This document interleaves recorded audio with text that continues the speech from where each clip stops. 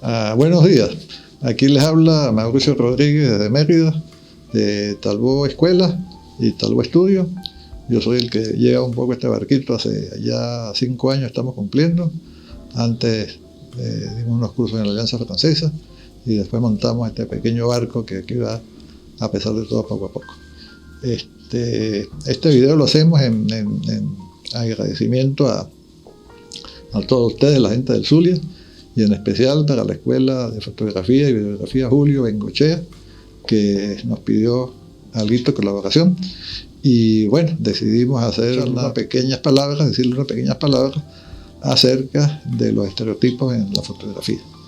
Muchas gracias a la gente por allá, Iván Ocando, Isabel Baracho y todos los que están por allá, Mireya Ferrer, y todas esas personas que hacen esa vida tan bonita y ese trabajo tan bonito en la única escuela pública de fotografía y videografía que hay en Venezuela. Bueno, esto del tema hablando con Iván, el tema de los estereotipos, a él le gustó mucho, pero yo no sabía dónde me estaba metiendo, porque verdaderamente el tema de los estereotipos fotográficos, eso es como navegar en aguas complicadas. Eso no me ha resultado fácil, a pesar de que tengo tiempo dándole, pero bueno, trataré de darles una idea. Entonces, todos tenemos un poco la sensación, o tenemos la idea de lo que es un estereotipo. ¿De dónde viene la palabra estereotipo? La palabra estereotipo viene del griego, que son dos palabras unidas, estéreo y tipo. Estéreo quiere decir sólido, algo que está firme, que tiene fortaleza. Y tipo quiere decir molde, o sea, un molde sólido. Es un neologismo que aparece la palabra estereotipo allá cerca del año 1600, después de la invención de la imprenta. El estereotipo se utiliza como una plancha para reproducir, y habiendo aparecido la imprenta, para reproducir imágenes, o no más que imágenes, reproducir texto. Bueno, entonces ustedes tienen la idea que el estereotipo como origen, es una plancha que sirve para reproducir infinitamente tipos de letras. Ya en el sentido, digamos, más utilizado, en el sentido moderno, el estereotipo vienen a ser como ideas o como convenciones, más que todo como verdades socialmente aceptadas de un grupo y que uno tiende a verlas como negativas, ¿no? Dice, fulano de tal está estereotipado, o uno tiene un estereotipo de lo que es una familia, o uno tiene un estereotipo de cómo debe ser una fotografía, o uno tiene un estereotipo de cómo tiene que ser la educación. Entonces el estereotipo implica de alguna manera barreras, límites, como cercos que tenemos las personas en cuanto a conceptos y en cuanto a ideas. Esa es básicamente, no es fácil el concepto de estereotipo y la definición tampoco, pero básicamente va por ahí. Son como ideas preconcebidas, preconstituidas, son moldes, son barreras que realmente tienen una parte muy positiva en cuanto nos hacen la vida más fácil. O sea, cuando uno se estereotipa, o todo está estereotipado. Los estereotipos nos ayudan a dar por sentado algo sin mucho pensar, y esa es la función, como llevar la vida más fácil, a menos que uno empiece a criticar los estereotipos, a meterse con los estereotipos, ¿no? El estereotipo no es un concepto individual, no es que yo solamente tengo el estereotipo, sino que el estereotipo es colectivo, pertenece a un grupo de personas. En cambio, el prejuicio sí es individual. O sea, relaciona más que todo con un problema individual de la persona. Hay estereotipos culturales, educativos, artísticos, estéticos, etc. Por ejemplo, en el educativo tiene, por ejemplo, la enseñanza crítica versus una enseñanza que no tenemos en Venezuela, lamentablemente nunca la hemos tenido, versus una enseñanza, digamos, como repetitiva, una enseñanza bancaria de la educación, que decía Pablo Freire, un libro muy bonito que se llama Pedagogía del Oprimido, que le explica un poco el problema de la enseñanza. Ahorita vamos a hablar después de los estereotipos en la enseñanza de la fotografía también. Hay un disco, The Wall, de Pink Floyd, y todo el disco, yo digo disco, aquí ya los jóvenes no saben lo que es un disco. Cuando salió eran en CDs, en el año 81, y toda esa obra de Wall, La Pared, se basa sobre el problema de los estereotipos. O sea, el estereotipo educativo, el estereotipo de vivencia. Y por ejemplo, tiene una canción muy particular que se llama Madre, ¿no? Y la canción, si uno la oye con detenimiento o lee la letra con detenimiento, se da cuenta que es muy fuerte, es sumamente fuerte, y es el estereotipo, es el hijo que se queja ante la madre por el estereotipo de la madre castradora, que impide que el hijo salga de la casa, que impide que el hijo haga su vida, que impide que el hijo, digamos, se desenvuelva su personalidad. Entonces una de las frases dice: mamá, tú permites que, o ella le dice al hijo, tú puedes caminar, pero no puedes volar, y cosas así.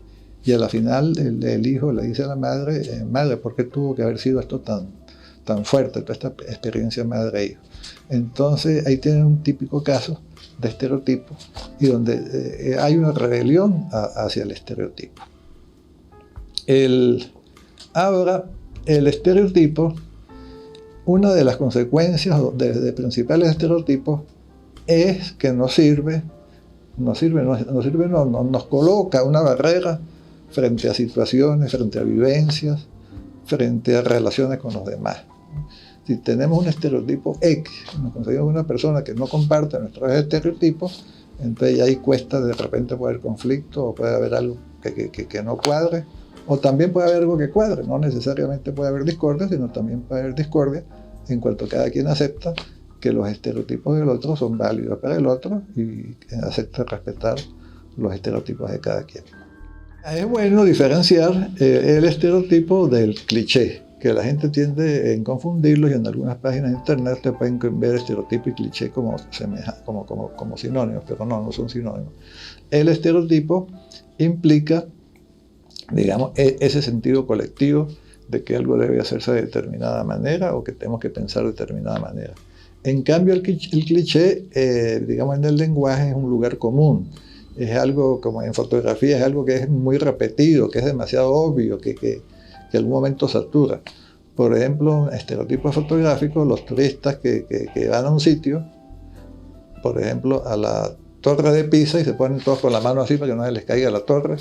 O también el caso, por ejemplo, de sacarle la fotografía a un niño que está abriendo una nevera vacía, un niño pobre. Entonces hay un momento en que dice: bueno, ha visto tantas esas fotos que se repiten y se repiten y se repiten, que se vuelven cliché. Entonces es la falta de originalidad de la imagen. Entonces el cliché es algo que es un lugar común, que se repite y que es demasiado obvio, ¿no? En cambio, el estereotipo es una concepción general.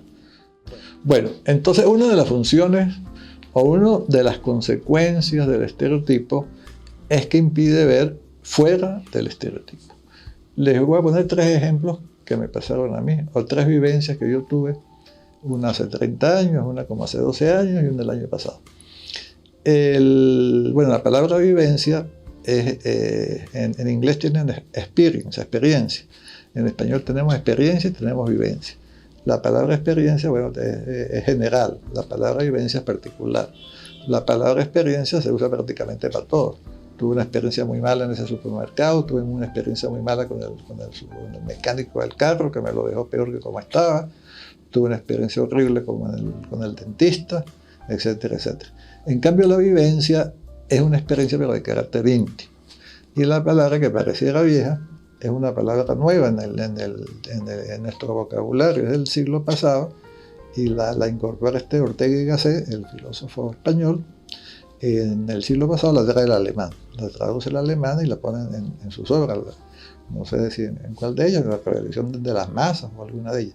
Pero es una palabra nueva y es muy bonita, porque ya cuando uno habla de vivencia, quiere decir que es una relación, pero de carácter íntimo.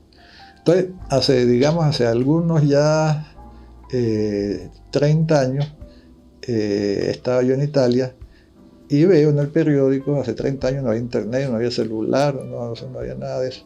Veo en el periódico que había una exposición muy hermosa que le daba mucha relevancia, de un pintor italo-argentino que se llama Lucio Fontana. Y bueno, entonces yo ni sabía, confieso mi ignorancia, no conocía nada de él, y me voy a ver el museo.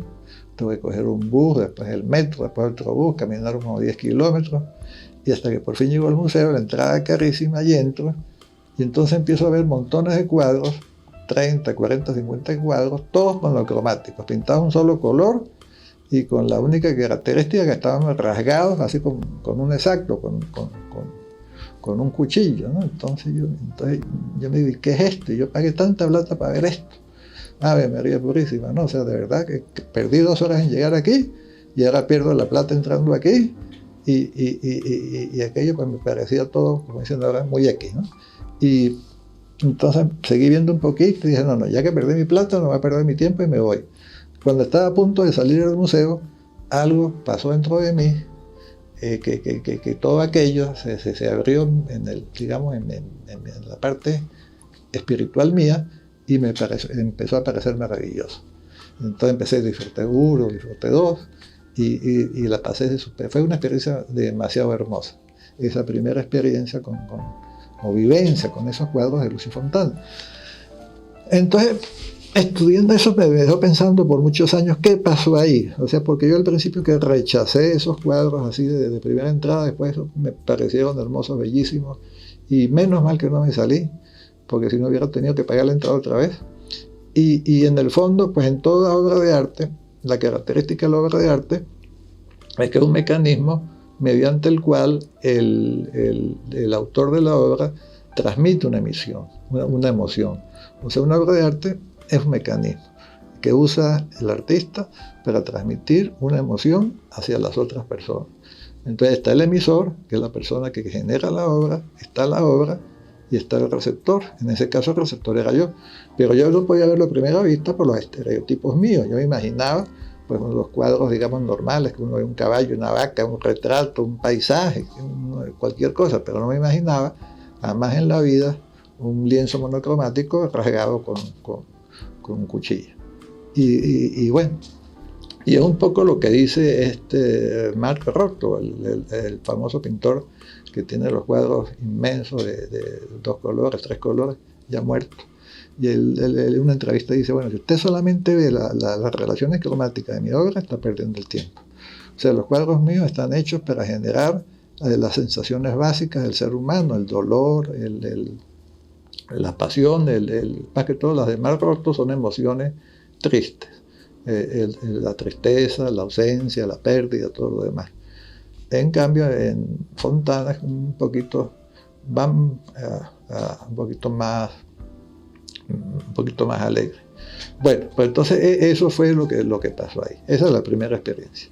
La segunda experiencia fue como hace algunos por ahí en el año 2009, sí, exactamente.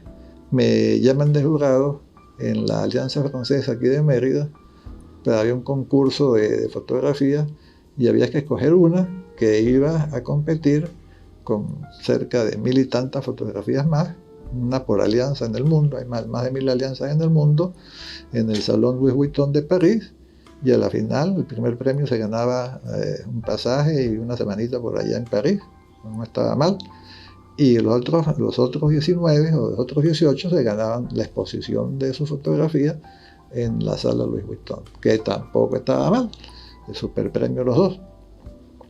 Entonces, el día de la que había que hacer la elección, éramos 6 y nos empiezan a pasar las imágenes. 1, 2, 3, 4, habían cerca, más o menos 10 imágenes, un poquito más, 10 o 12 imágenes. Y había una que todos la rechazamos al principio, que un muchacho acostado en un sofá y había un llanero solitario por allá, un llanero llanero. Había unas chancletas puestas contra el sofá torcido. O sea, parecía una típica foto de alguien que lo hubiera tomado con un celular a golpe limpio y la mandó por no dejar. Y bueno, esa foto como que mentalmente la descartamos todo. Nos volvieron a pasar las imágenes otra vez y otra vez. Y cada vez que pasaban la imagen, aquella imagen me atrapaba más a mí. Y yo decía, ¿qué está pasando aquí? O sea, ¿por qué esta imagen me atrapa? Y bueno, entonces fuimos descartando imágenes, la una, la otra. Las otras eran más o menos todas, si se puede decir, estereotipadas. Los muchachos en una zapatería, un joven con otro caminando por la calle. El tema era la juventud a los 20 años. Y las otras, digamos, 11 fotos eran completamente que uno pudiera predecir, pero esta era completamente que uno no se la esperaba. Y bueno, entonces poco a poco, pues yo sentía que esa foto era impresionaba muy fuertemente. Y a la final, bueno, para hacer el cuento no muy largo, terminamos mandando la foto esta, escogiendo la foto esta que parecía tomada con un celular a golpe y porrazo. Y si uno se da cuenta, pues la foto sí estaba muy premeditada, muy bien hecha. Y la persona que la hizo es un joven muy talentoso. Bueno, ya no es tan joven, pero ya anda por los 40 años. Y total que esa foto, que a primera vista vimos como completamente X, terminó entre las 19 a nivel mundial, no ganó el primer premio, pero sí ganó la gran satisfacción para el joven de verse su fotografía expuesta en París, en el Salón Louis Vuitton. Entonces esa es digamos, la segunda experiencia o sea, de cómo, o sea, algo que a primera vista los estereotipos uno le impiden ver, si uno abre un poco la mente, si uno se quita un poco, o sea, sabe que está estereotipado y ve con más calmita, le consigue como decir, el tiro al asunto. Bueno, la tercera experiencia, o la tercera vivencia, así que me quedé bloqueado. El año pasado terminé de armarle una página web. Tengo un hermano que es pintor, se llama Claudio, hay que hacerle un poquito de publicidad. Claudio Rodríguez, que pinta muy bien. Y fue en los años 80, 90, estuvo muy, muy popular, después se retiró. Y hace 5 años empezó otra vez en el camino de la pintura. Yo le mandé a hacer una página web y la cuenta Instagram que yo se la llevaba. Entonces, para promocionar la página web, yo busco una muchacha con mucho talento, muy especial, que se llama Sofía Borrero. Yo la busco a ella y le digo: Sofía, por favor, usted pudiera hacerme una historia y un flyer para promocionar por Instagram la página web de mi hermano. Me dice: sí, cómo no. Y entonces me dice: ¿usted qué quiere? Entonces, bueno, me dijo más o menos esto, que usted se mete en la página de él, vea la obra de él, patatín y patatán, y haga algo pues, que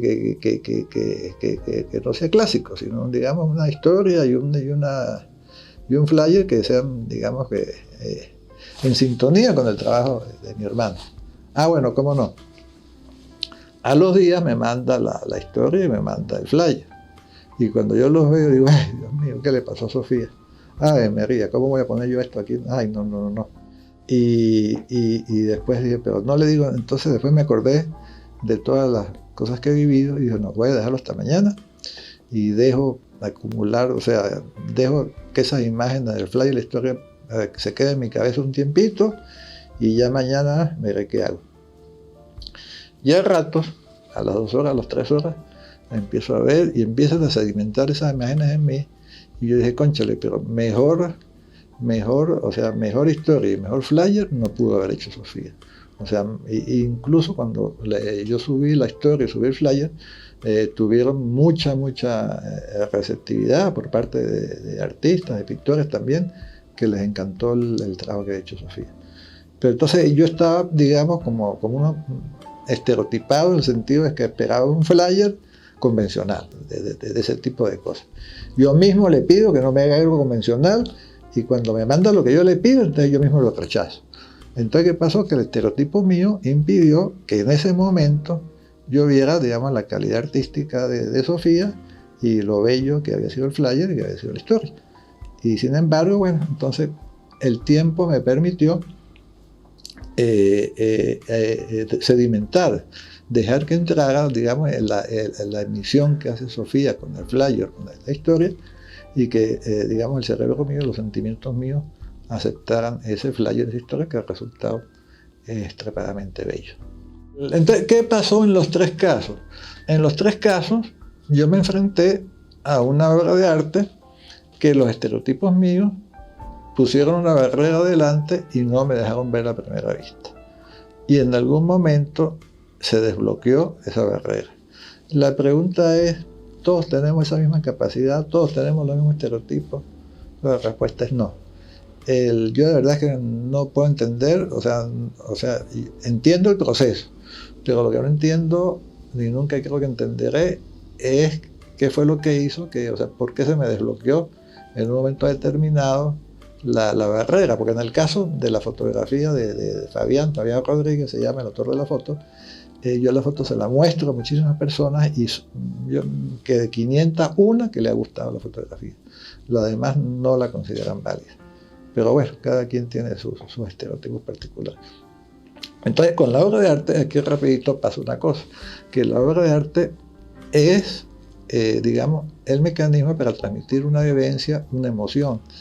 El poema, por ejemplo, transmite una emoción, pero mediante el manejo de las palabras de una determinada manera. La pintura igual y la fotografía igual, pero no todos estamos capacitados para entenderlos de alguna manera. O sea, ¿cómo adquirimos los estereotipos? Bueno, todos nacemos con algunas cosas aprendidas y otras cosas que son culturales. A veces la diferencia es difícil y no se sabe. Hay cosas que son obvias. Por ejemplo, todo niño nace y toda niña, todo recién nacido nace, digamos, con el conocimiento de succionar de la teta de la mamá. No, eso no hay que darle un curso al niño para que succione la teta, porque le empieza a llorar, le ponen la teta y el niño succiona y no hay nada que, o sea, eso es innato. Pero hay cosas que los estereotipos se forman primero en el hogar, después el segundo salimos del hogar, vamos a la escuela, y después de la escuela salimos hacia la casa de los amigos, y después somos adolescentes, y cada vez tenemos más libertad. En la época mía, la casa de la época mía, hace 60 años atrás, es muy diferente a la de hoy. En la casa, el único medio de comunicación con el exterior era el teléfono, ni siquiera había televisor. Y no había televisor por falta de plata, sino simplemente porque hace 60 años en Mérida no había televisión. O sea, uno así tuviera el televisor, pues no había, lo podía enchufar y no veía nada. Entonces yo me acuerdo cuando íbamos a Caracas y donde la familia de papá y mamá, que estaban todos allá, una de las ilusiones mías era ver televisión. Pero bueno, hoy en día, pues un niño de 8 o 10 años tiene televisor, después tiene internet, tiene tantas cosas de acceso a la cultura y a los estereotipos, a cosas buenas y a cosas malas también. En el estereotipo hay un ejemplo muy hermoso del estereotipo y del crítico de arte. O sea, cómo se puede relacionarse, cómo puede ayudar el crítico de arte al estereotipo. En los años 70, uno de los grandes fotógrafos de color, William Eggleston, va al Museo de Arte de Nueva York y era joven, presenta su obra, y el que estaba encargado de la sección de fotografía del museo, John Sarkowski, se enamora de la obra de William Eggleston, se enamora de la obra de él, y decide hacerle la exposición. Pero el crítico, Sarkowski, él sabía que esa exposición iba a tener muchos detractores, o sea que la gente no iba a entender esas imágenes a buenas y primeras. Entonces él decide hacer la exposición y al mismo tiempo hace un catálogo para la exposición que lo titula Una guía para William Eggleston, o sea, como un libro que sirviera de apoyo para entender la obra de él, que en el fondo la función del crítico de arte, la función principal, más la que hablar bien o mal de alguien, es la de servir como de intermediario entre el artista y el público común. O sea, de colocarlo a uno en un estado de ánimo tal que le permite entender algo que el crítico piensa que las personas no van a entender a primera vista porque es algo nuevo, algo novedoso. Y lo de Eggleston era algo completamente novedoso. Eran fotografías sumamente que uno las puede ver así a primera vista, cualquiera las ve, el que sabe poco de fotografía y no las valora, no le parecen bonitas, porque son sumamente sencillas y son de escenas muy, muy cotidianas, que si una chaqueta colgada en la pared, que es un perro en la calle, que es una señora sentada en un sillo, en un orillo. Entonces, bueno, estas obras de Eggleston, todavía hoy en día les cuesta al que no está cercano a la fotografía entenderla, salvo a los niños. En los niños yo he notado que uno le pone un libro de Eggleston e inmediatamente les encanta, se enamoran, lo adoran. Y ahí hay dos razones. Una, porque el niño está mucho menos estereotipado que una persona mayor. Y la otra razón que la descubrí, creo yo, bueno, no lo había captado, pero creo yo que lo descubrí hace unos días, precisamente preparando esta palabra, que es que Eggleston tiene la mirada infantil, o sea, él tiene la mirada del niño, en esa obra que presentó en 1970 y tanto. Entonces, al tener la mirada infantil, el niño se identifica con la mirada infantil de Eggleston. Que después Eggleston pierde la mirada infantil, en la obra posterior la pierde un poco. Bueno, entonces esa exposición causó todo un revuelo y en el final del texto de Eggleston, en el libro que acompaña la exposición, él dice: estas fotos son para mí, son perfectas, es un subrogado perfecto de la realidad. Y al día siguiente los periódicos, especialmente el New York Times, le dice: sí, esas fotos son perfectas, perfectamente aburridas y perfectamente banales. O sea, muy poca gente captaba lo que él captaba. E incluso después, años después, la BBC de Londres le hace un documental a Eggleston y entrevista a Martin Parr, que es un fotógrafo muy famoso, muy conocido, inglés. Y Martin Parr, él dice, cuando Eggleston aparece en el mundo fotográfico, todos los fotógrafos, dice Martin Parr, no entendíamos lo que Eggleston estaba haciendo, de verdad que no. Nosotros, en aquella época, digamos, ellos, dice Martin Parr, actualmente nos apoyábamos en atardeceres bonitos, en paisajes bonitos, en retratos de personas bonitas, pero no entendíamos lo que Eggleston. Nos tardamos 10 años en entender lo que Eggleston estaba haciendo. O sea que Eggleston rompe todos los estereotipos fotográficos y avanza en una nueva dirección, la fotografía color, al menos en Estados Unidos. ¿A qué tanto estereotipo en el mundo del arte, la fotografía, la pintura y todo, en la poesía? Y no escapamos a los estereotipos. El caso de la fotografía es sumamente especial, porque la fotografía nace estereotipada, lamentablemente nace estereotipada. La pintura no, pues la pintura, digamos, los primeros pintores de las cuevas de Lascaux, prehistóricos, ellos no tenían ningún estereotipo, así que les permitiera decir, con ningún punto de comparación ni nada. Pero la fotografía tiene menos de 200 años, se supone que nació en 1839, apenas estamos en el 2023. Tenemos que llegar 1839,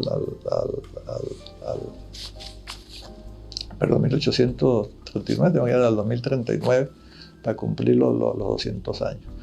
Y desde ese momento ha habido estereotipos, el estereotipo del blanco y negro sobre el color, el estereotipo de la fotografía, digamos, analógica sobre lo digital. Los defensores de lo analógico dicen que mejor es el digital, y así el que la fotografía no puede ser intervenida, que tiene que ser tal cual la tomó. Cuando aparece el Photoshop, que el Photoshop atenta contra siempre estamos como yendo contra o sea, lo que aparece como nuevo. Y en el fondo, o sea, las leyes de la fotografía, que si yo, las leyes de los tercios, la ley de esto, la ley de aquello, realmente no son leyes. O sea, la ley implica algo de obligatorio cumplimiento. Ok, una ley jurídica, prohibido matar a alguien. Que si yo violo esa ley, pues vamos mal, ¿no? Las leyes de la naturaleza tampoco se pueden atentar. Con la ley de la gravedad, pues nadie la puede violar. Pero las leyes del arte, las leyes de la fotografía, más que leyes o más que normas, ni más que reglas, debieran verse como sugerencias. Mira, estas son las sugerencias que hay. Ustedes verán si las siguen o no las siguen, pero no son normas así estrictas que tienen que seguir. Esto lo digo porque he oído, pues, digamos, de muchos jóvenes que les dicen en la academia, en la universidad, por aquí y por allá, que las fotografías tienen que cumplir con las normas de los tercios, que la iluminación, que el sujeto, que la izquierda, que la derecha, que mire para allá, que mire para acá. Y no, pues cada quien hace un poco lo que quiere. Que los jóvenes conozcan las normas, o el que estudia fotografía, el que estudia arte, conozca las leyes de la fotografía o del arte en general, pues está muy bien. Pero a que se le obligue a que para que sea bonita la imagen tiene que seguir esas normas, entonces ahí es donde estamos mal.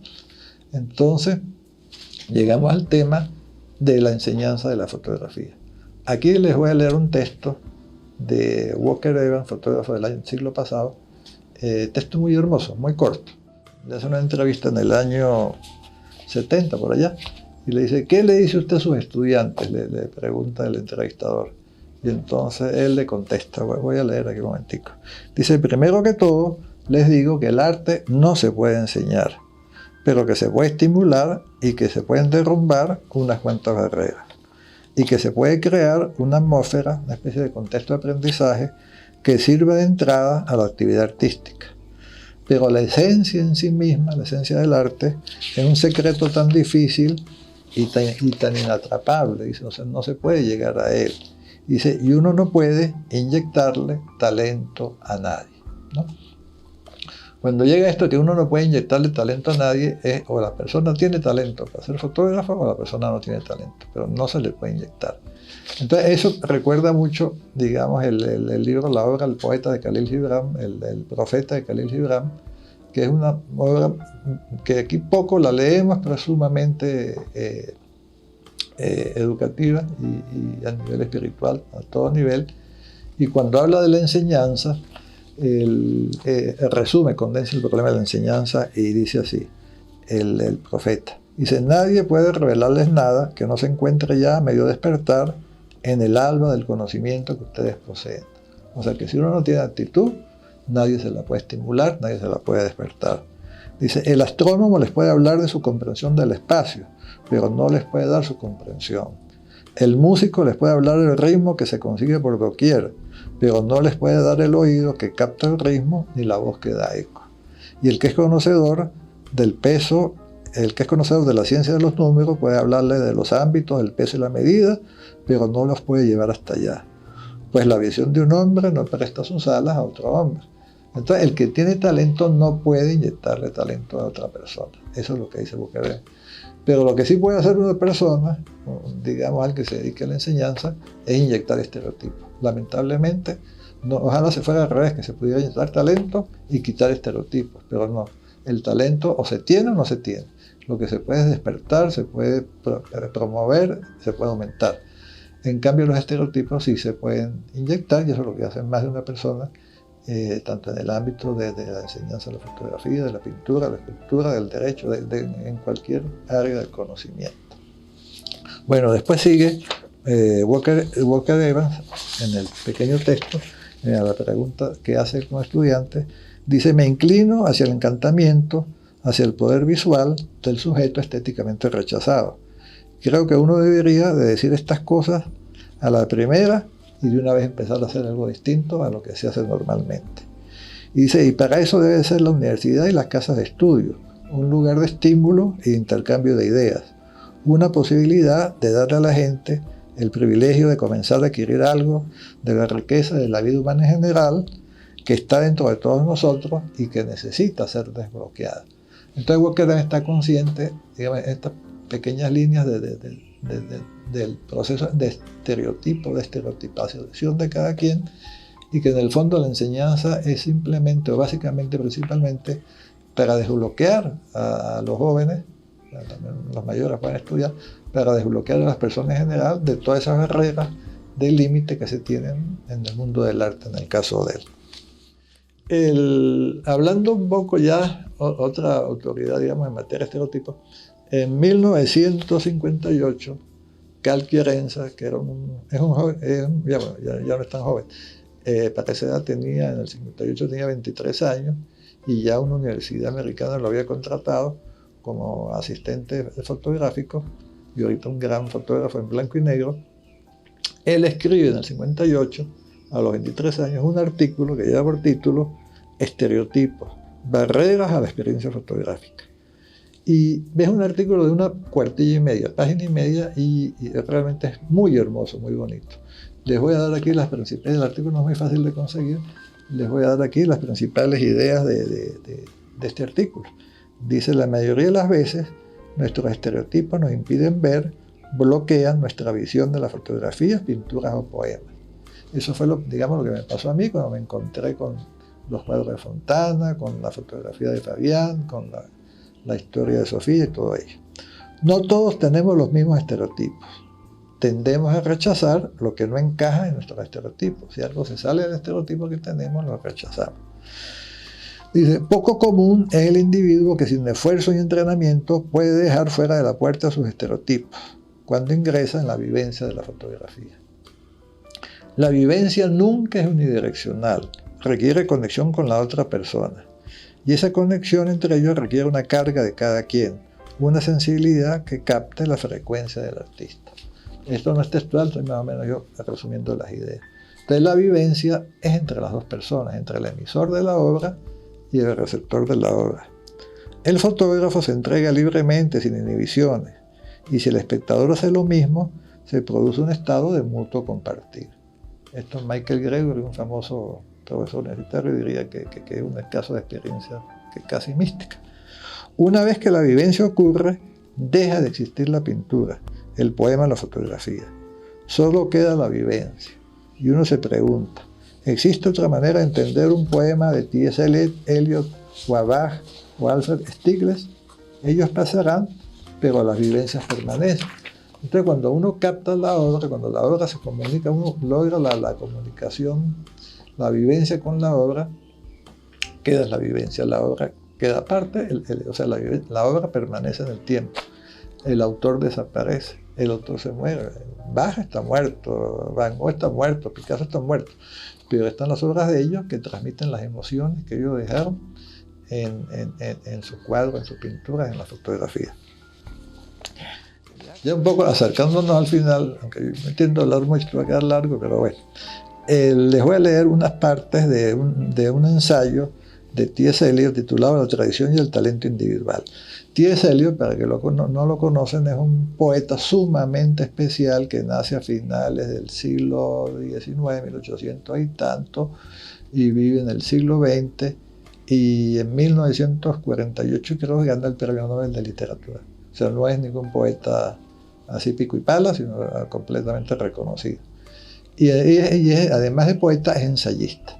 Y en esos ensayos, hay un ensayo que habla sobre el talento individual y habla de la poesía, pero aquí es impresionante cómo uno lee esto y cambia la palabra, uno cambia. Cuando él habla de poeta, pone fotógrafo, y entonces da exactamente, o sea, se aplica exactamente igual. Entonces les voy a leer, no es mucho, una cuartilla nada más, que verdaderamente pues, es sumamente bonito y sumamente importante. Dice, aquí sí está esto a la lectura.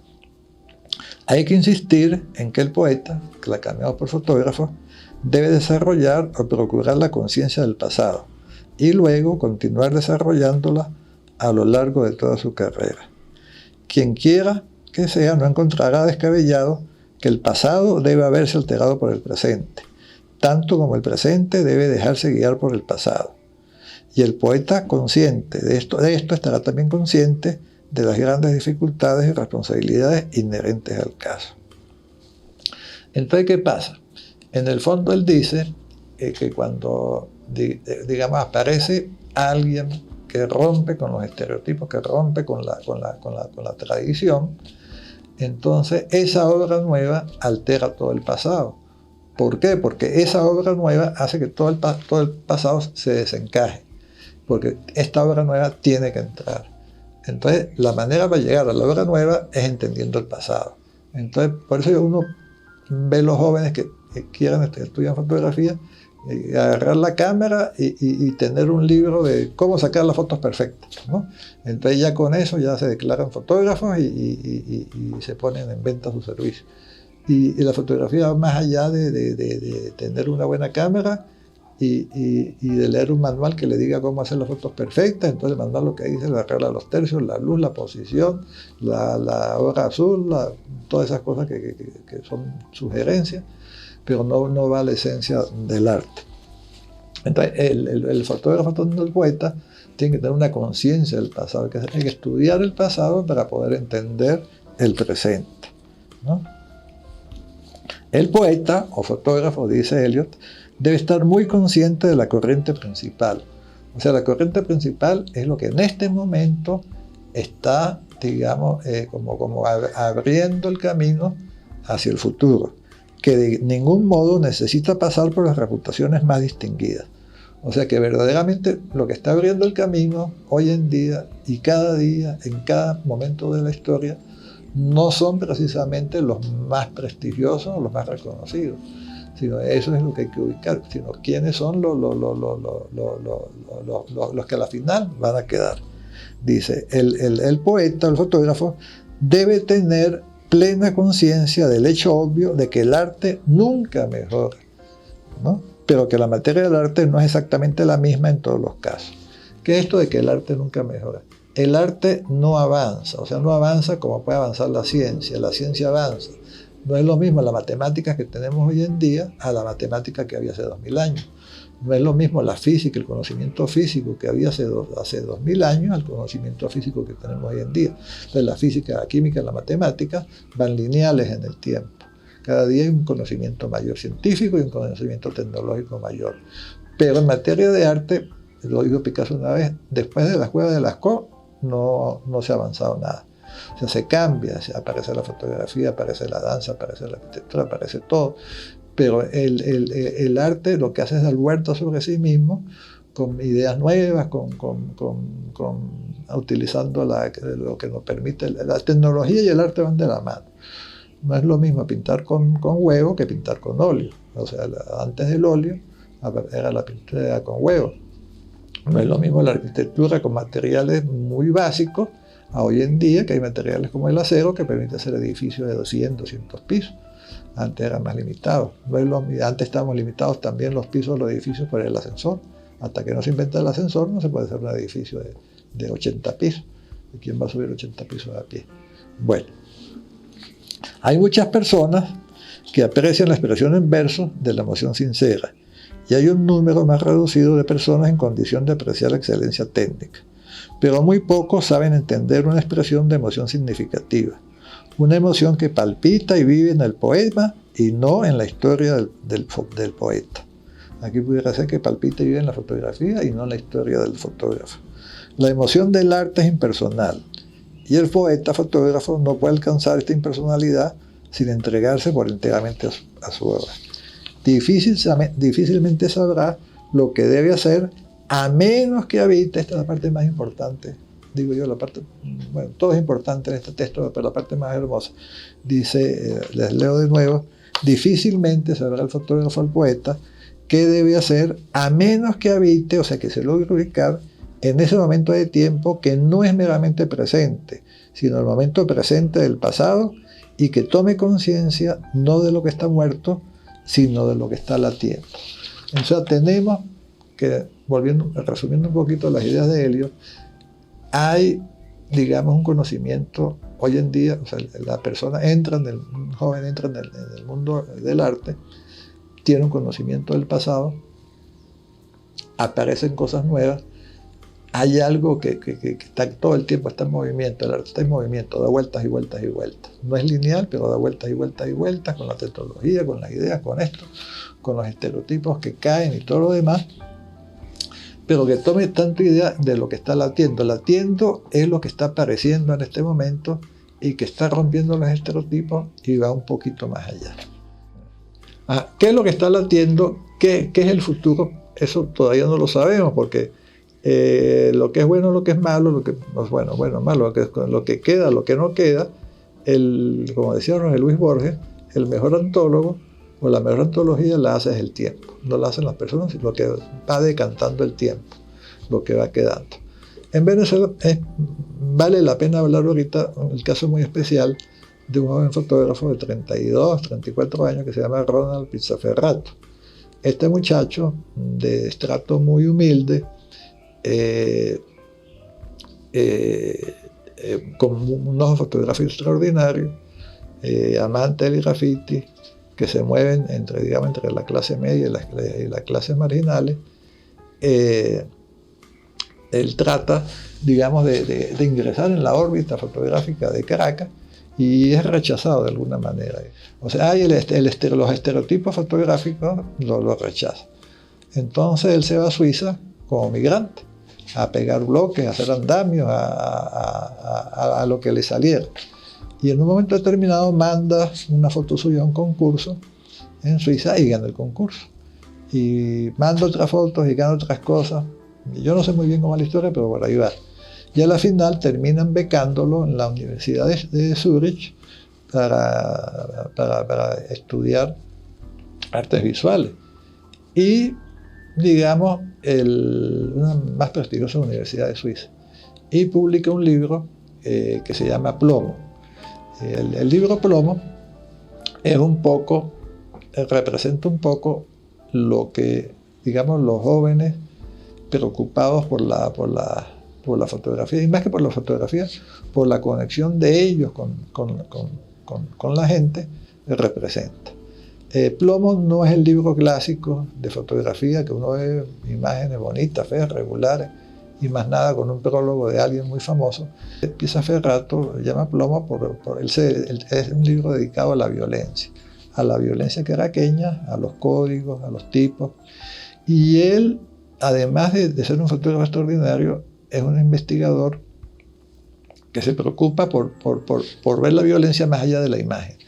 Entonces, en el libro hay entrevistas a personas del barrio sobre la violencia, hace talleres con los niños, y le dice, bueno, dibujen lo que ustedes quieran dibujar. Los niños dibujan pistolas, escopetas, revólveres, ametralladoras.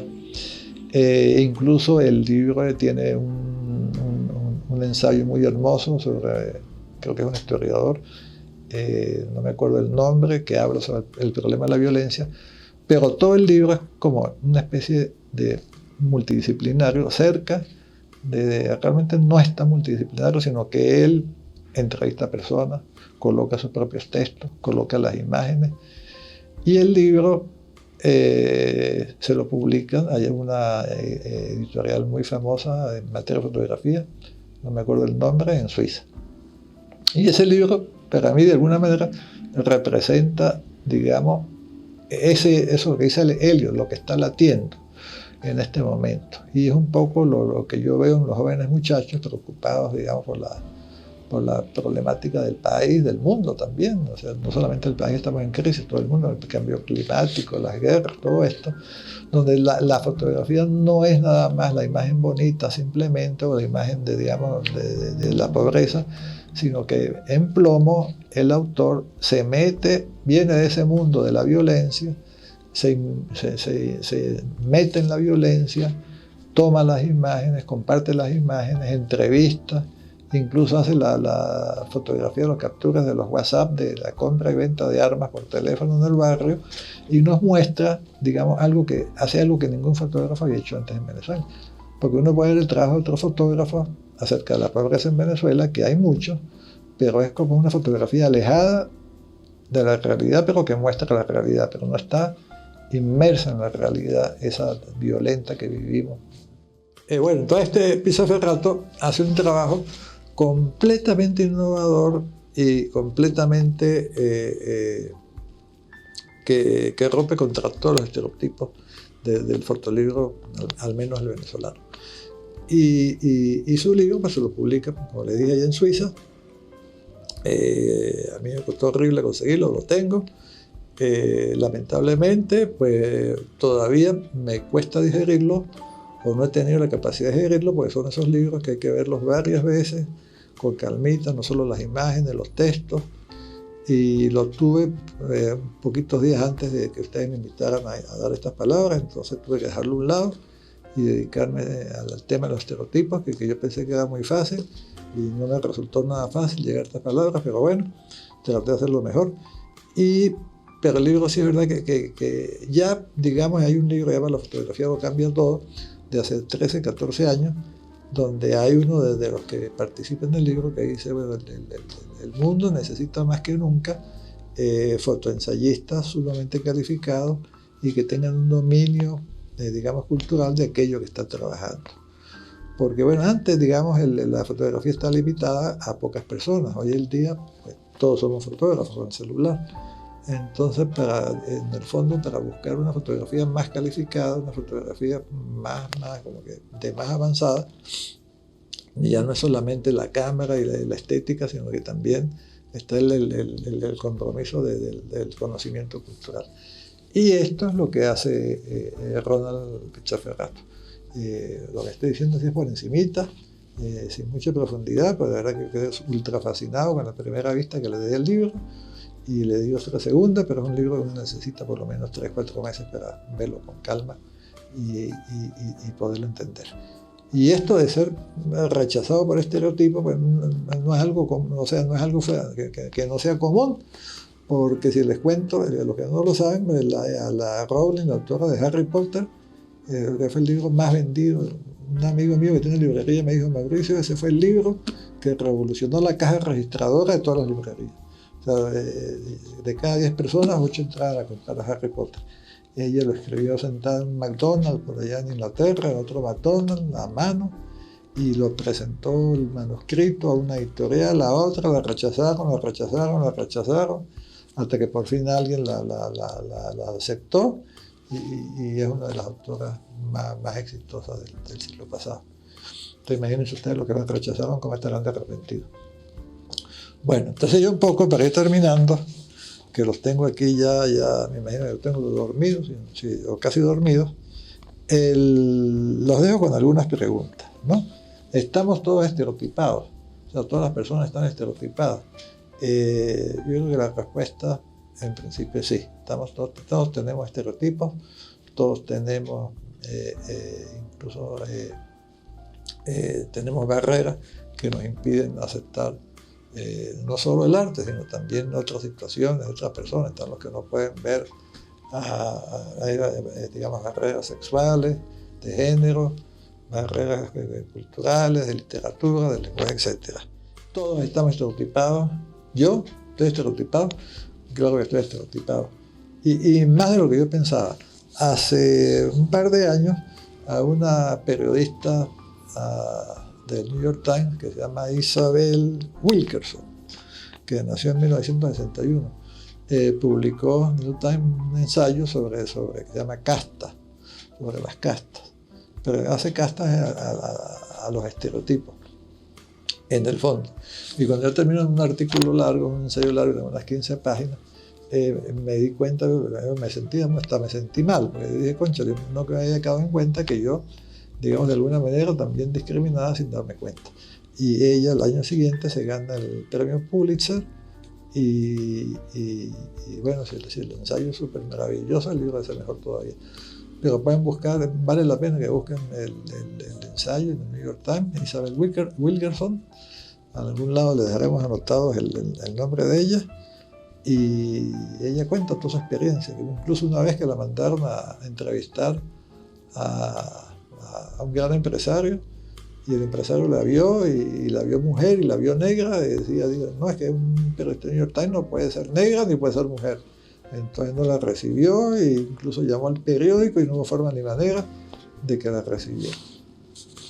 Bueno, y por ejemplo, esto de los estereotipos, este presidente Biden, el último que tiene Estados Unidos, él puso como portavoz de la Casa Blanca, la última, o que yo sepa, que si no la ha cambiado, entonces una que es mujer, que eso ya es bastante estereotipo, 2 que es negra, entonces ya aumenta la carga estereotípica, y 3 que es lesbiana, y 4 tiene los pelos todos enchurroscados así, peor, dice: bueno, ¿qué está pasando? Entonces es un poco como que el estereotipo del portavoz, pues, del gobierno, funcionario, tiene que ser blanco, tiene que estar bien vestido, tiene que tener el pelo en orden, y a la final, ¿qué es lo que cuenta? ¿La apariencia de la persona o lo que está haciendo?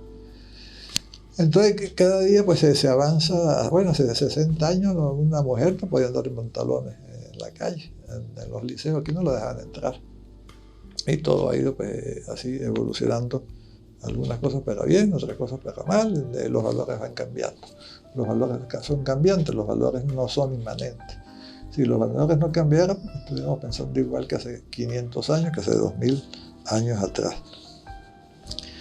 Y ahora se puede uno escapar de los estereotipos, puede uno salirse de los estereotipos. No es fácil.